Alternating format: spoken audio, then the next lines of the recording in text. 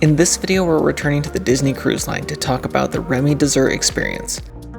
This adult-only event features a 6-course dessert menu and an in-depth discussion with Remy's executive chef, who will explain the history and evolution of each of the desserts.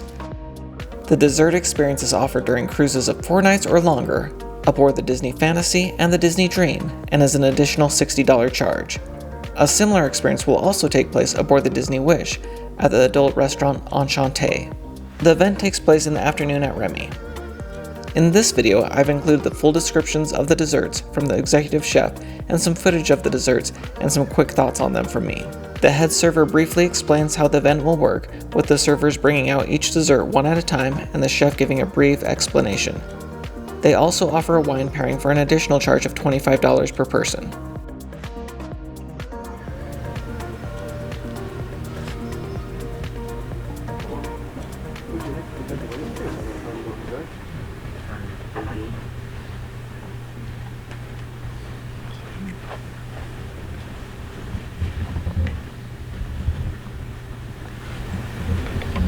Hi everybody, good afternoon.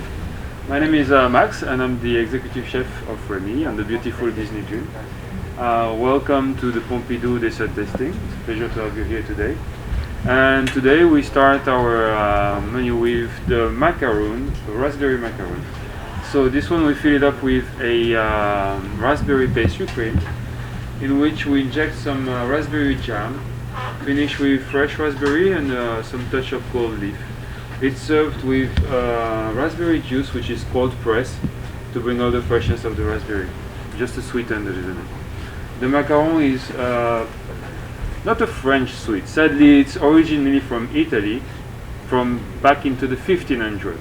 It would have been brought to France by Catherine de Medici when she married the French king. Please enjoy it. This first dessert was one of my very favorite desserts. I'd say number 2. It was sweet and fresh, but not overly sweet or overly tart, just a very refreshing taste. Thank you. Our second course today, in French we call it la religieuse. It translates to the nun. We call it this way because back in France, traditionally we make it with chocolate. And so with the chocolate icing on top of the head and the body, it looks like a nun costume. That's where it comes from. This one, however, we decided to make it a little bit sweeter and make it with a salted butter caramel. So it's pretty sweet.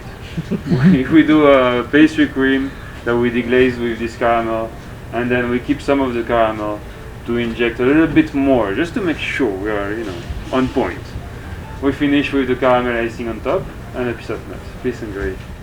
This was also very good. My description won't do it justice, but it was like a perfectly made caramel cream puff. Our third dish today is le millefeuille. I believe in some countries it's also called Napoleon. I think I saw it in England as called as Napoleon. However, in France it's called millefeuille.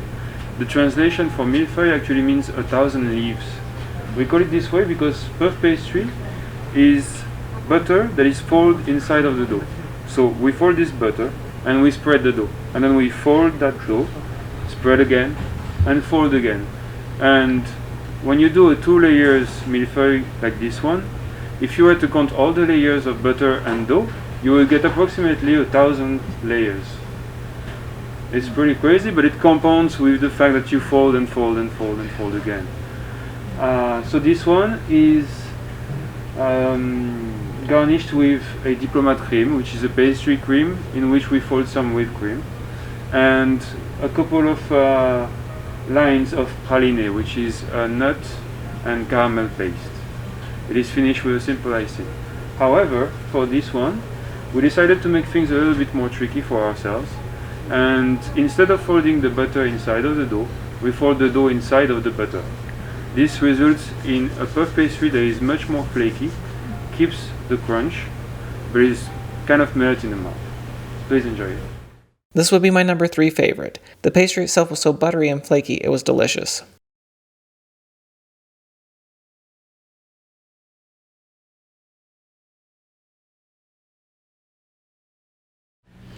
Our fourth course is, we call it the Tatam.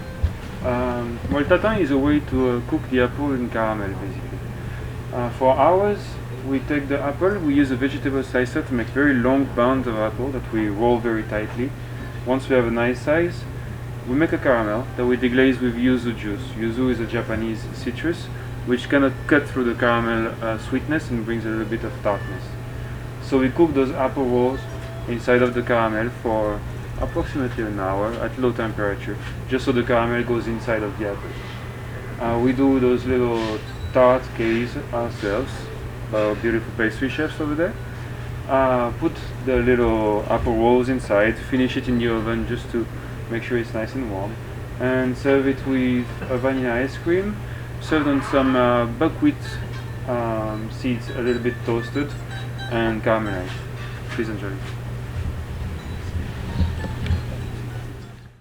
This was good, but compared to the others, it wasn't very sweet, but it was very cool how the apple slices were so thin. Thank you. Yes, thank you. So our fifth course today is, well, we call it the lemon.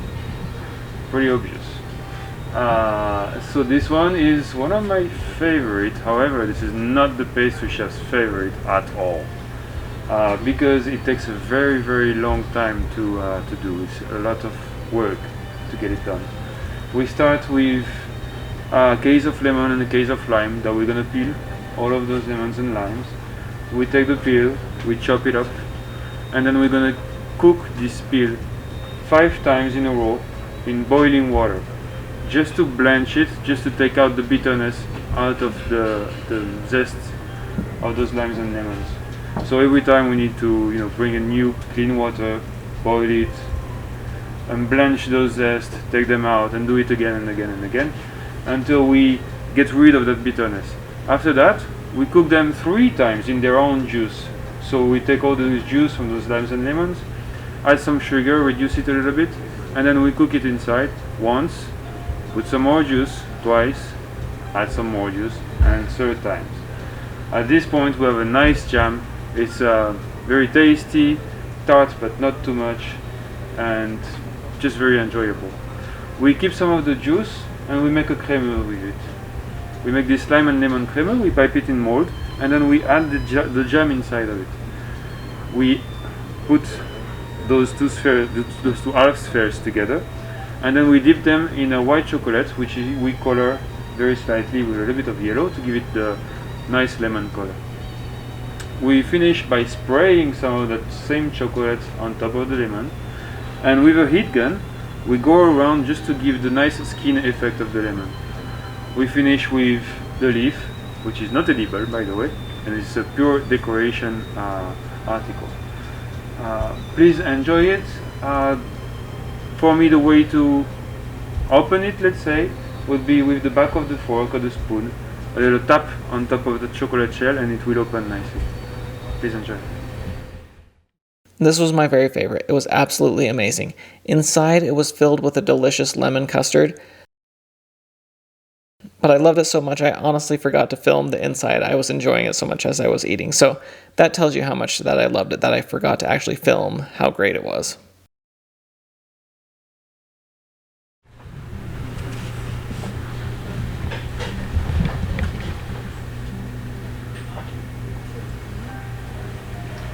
Last but not least, today the chocolates. So this is a dessert made of a few components, the chocolate mousse and the crispy wafer that you can see.